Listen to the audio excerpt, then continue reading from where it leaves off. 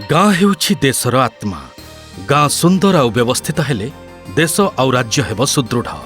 एही गूढ़ कथाटिकु बेस भल भावरे हृदयंगम करी नव ओडिशार बिंधाणी आम प्रिय मुख्यमंत्री श्रीजुक्त नवीन पट्टनायक निज द्वारा सृष्टि अनन्य शासनतंत्र 5T अवलंबन रे आम राज्यर पंचायतीराज व्यवस्था को एक नूतन दिशा प्रदान करिसेंती। ओडिशारे 3E जथा इरिगेशन, इन्फ्रास्ट्रक्चर और इनक्लूजन व्यवस्था को आपणा जाई राज्यर सामाजिक और अर्थनैतिक अभिवृद्धि रे विपुल सहयोग करा जाई परिछि। पंचायतीराज प्रतिनिधि माने गाँर विकास को परवर्ती पर्याय को नहीं पारिथिबा कारणरू सर्वभारतीय स्तर रे उच्च प्रशंसित होई सम्मानजनक नेशनल पंचायत अवार्ड पाई परिछंती। आम राज्यर समस्त 6794 ग्राम पंचायत एथिरे भाग नेई प्रथम राज्य भावे आवेदन प्रक्रिया शेष करी लाभ करिथिला अनन्य सफलता। एथिपाई पंचायतीराज जनप्रतिनिधि और कर्मकर्तांक दक्षता विकास नियमित तदारख, उपयुक्त सहायता, राज्य पुरस्कार निमंते मार्गदर्शिका प्रस्तुति, जातीय पुरस्कार निमंते ग्राम पंचायत को मनोनीत करिबा और सेसबुर ऑडियो विजुअल फिल्म प्रस्तुति रे राज्य ग्राम्य उन्नयन और पंचायतीराज अनुष्ठानर भूमिका थिला प्रशंसनीय।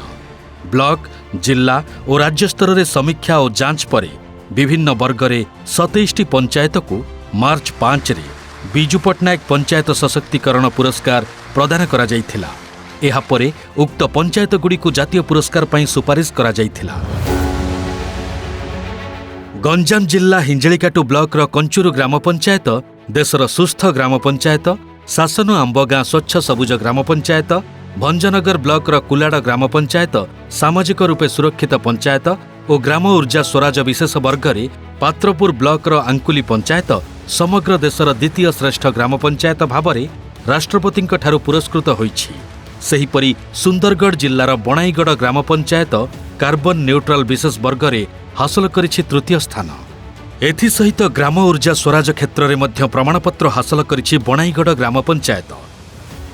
दीर्घस्थायी विकास लक्ष्यर स्थानीयकरण परिप्रेक्षी रे निर्धारित 9 गोटी विषय भित्तिक क्षेत्र में विशेष उल्लेखनीय कार्य करिथिबा जोगु गंजाम जिला परिषद और हिंजलिकाटू पंचायत समिति देश में प्रथम स्थान अधिकार करी आम ओडिशार नाँ को उज्जवल करि परिछंती।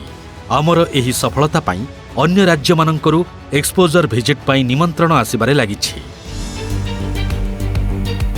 आज पुरस्कृत होइथिबा पंचायत, ब्लॉक और जिला मानंकु मान्यवर मुख्यमंत्री द्वारा आर्थिक प्रोत्साहन स्वरूप 52 कोटी टंका प्रदान करा जाउछि। प्रिय मुख्यमंत्री दारिद्र्य दूरीकरण योजना माध्यम दुर्बल तथा असुरक्षित वर्गर सशक्तिकरण, कृषक कल्याण, शिक्षा, स्वास्थ्य, शिल्प, क्रीड़ा, महिला सशक्तिकरण भली दूरदर्शी और जुगान्तकारी पदक्षेप जोगु एसबु संभव होई परिछि। मान्यवर मुख्यमंत्री ओडिशा को प्रगतिर शिखर रे पहुंचाइबार दुर्बार इच्छा को सफलतार सह पाहाच परे पाहाच अतिक्रम करई चलिछि पंचायतीराज और पानीय जल विभाग।